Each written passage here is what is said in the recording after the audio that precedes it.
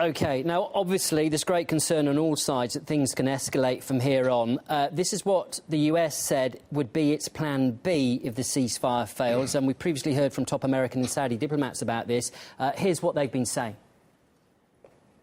Assad himself is going to have to make some real decisions about the formation of a transitional governance process that's real. If there isn't, as you've read in the newspapers and are probably hearing, there are certainly Plan B options being considered. We believe that we should have moved to Plan B a long time ago. It was made very clear that Bashar al-Assad has two choices. Either he can be removed through a political process or he will be removed by force. When you hear that, what's your reaction that they believe that Bashar al-Assad should be moved by force if necessary? Well, this is a dirty game undertaken by some American officials. Number one, they are personalizing the conflict in Syria by saying that by talking about the Syrian president the way they do. In an impolite way. Although Damascus knows that Washington is backing the terrorists in Syria, we never say the American regime, we never say that everything is Obama's mistake. This is a very sarcastic and simplified approach. People who are smart wouldn't buy it. This is number one. Number two, the United States never had a plan A to move to plan B. Washington has had always a plan B. They never worked out any plan A. The proof is that we went to Geneva for the intra-Syrian talks, as I told you, to find in front of us terrorists from Jaish al-Ahrar and Jaish al-Islam, both working for the intelligence of Turkey and Saudi Arabia. We kept telling the Mistura and everybody over there, these guys are terrorists, you cannot invite them. The Russians did the same. They talked to everybody, you cannot invite these guys from Jaish al-Islam and Jaish al-Ahrar because they are terrorists. They are working for the Takfiris. They are working for the Salafis. They are working for ISIL and Jabhat al-Nusra, Al-Qaeda mainly speaking. But nobody listened. And then you know what? At the end of the day, in the last days of our intra-Syrian talks in Geneva, everybody discovered and agreed with us that, you know what, you were right, these guys are terrorists. And then they let them go and leave Geneva without being part of these intra-Syrian talks. But what was the outcome? The outcome was that we wasted almost a month of negotiation, of dialogue, intra-Syrian dialogue among ourselves, just because of this handicap created by the same guys who claim and allege that they are seeking a peaceful settlement of the so-called Syrian crisis. The crisis in Syria is a rather geopolitical one. It is not a political one. It's not about a humanitarian issue. It is not about combating terrorism. It's about everything. It's about geopolitical ambition linked to the gazoduct of Qatar plan to cross Europe through Turkey in 2009, and it was refused by President Assad. So please, we don't need to simplify things. The conflict in Syria is rather has a geopolitical dimension. And this is what Moscow got from the beginning. This is what Beijing got from the beginning. This is what Tehran got from the beginning.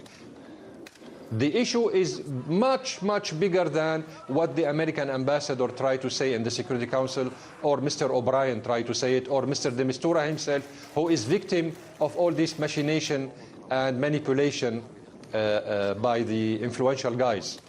As things stand, how do you see the hope of finding a political solution? From where many people are at the moment, it seems it's going further and further away at a rapid pace. Perhaps only 1 or 2% the chances. How do you rate the chances of finding a political solution here right now? We are, as Syrian government, keen interest in pushing ahead the political settlement, but based on principles. Number one, the settlement should be Syrian settlement. It should be political. It should be without any foreign interference. It should be with the participation of national opposition representatives, not terrorists, We don't need al-Nusra Front to negotiate with us. We don't need ISIL to be part of this, of deciding the future of Syria.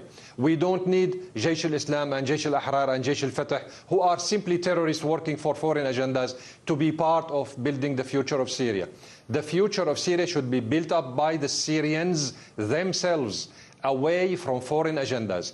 Syria will never be Iraq. Syria will never be another Libya.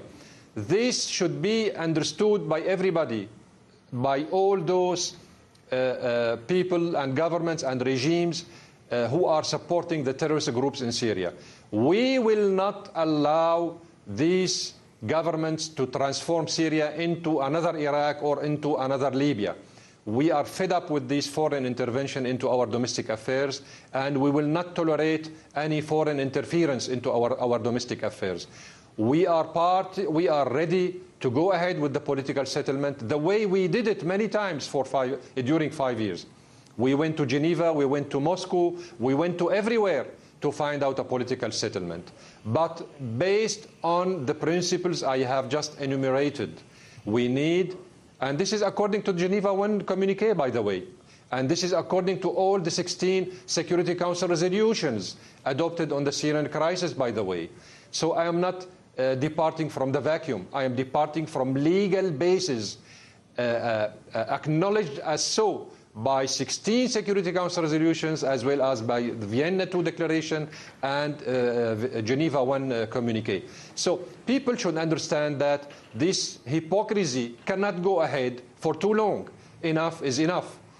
We need a genuine so-called international coalition to combat the terrorists with the Syrian government, not on behalf of the Syrian government, not to replace the Syrian government, not to ignore the Syrian government, not to bomb bridges, not to bomb a Syrian military position in Deir ez-Zor, not to bomb a school for deaf children in Raqqa, not to bomb the city of Manbij in Aleppo and kill 200 civilians by the French aviation, military fighter jets.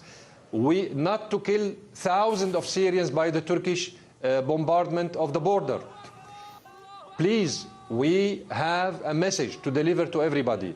Enough is enough. The Syrian blood is not about making business. The Syrian blood is precious, and the Syrian government is, mainly speaking, in charge of protecting its own population. We are protecting our country.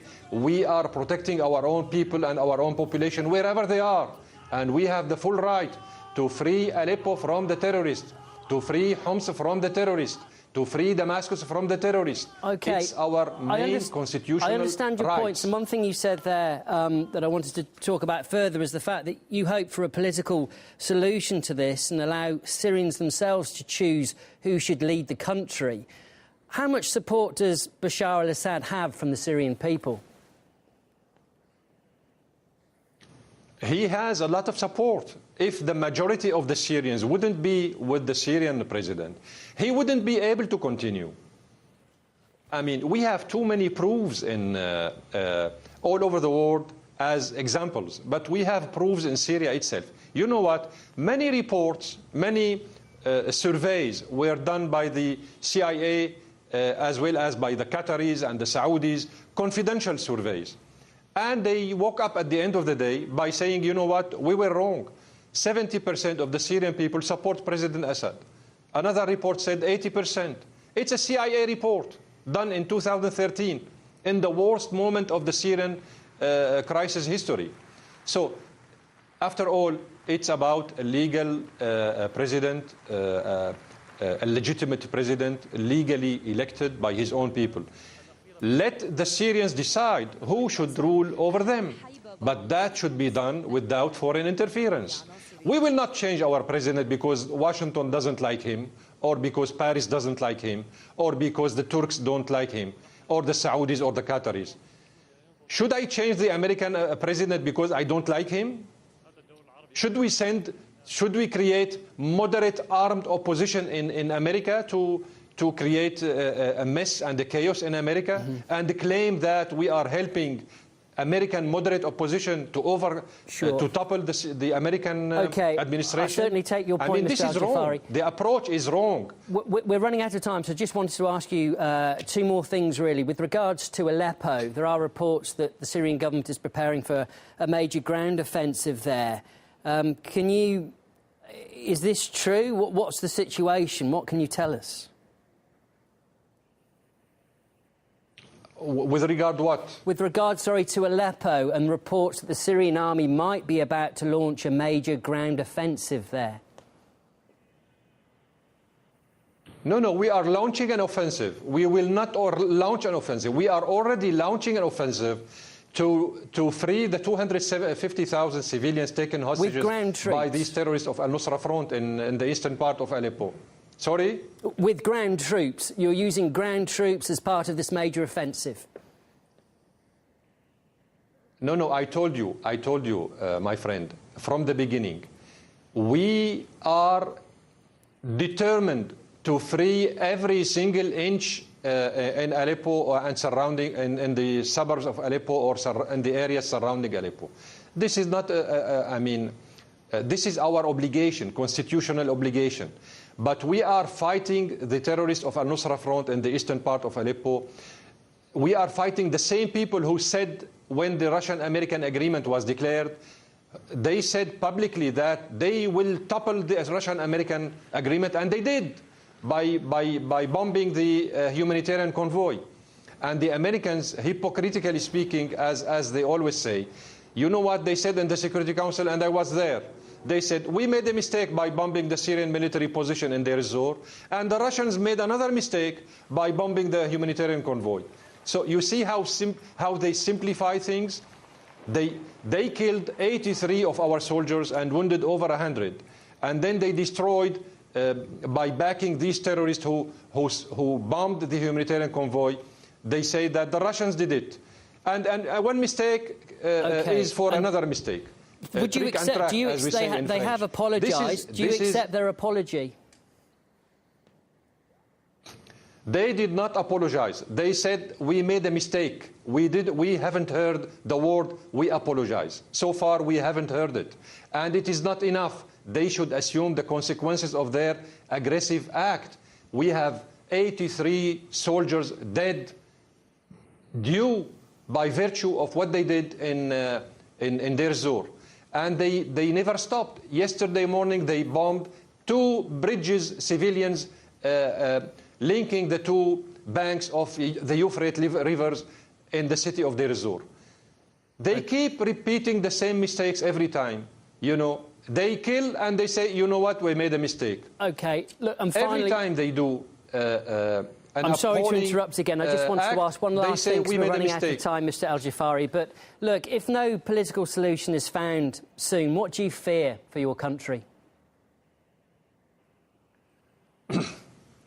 As I told you, the picture is very clear to everybody nowadays. People are smart. They are not stupid. They are not dumbs.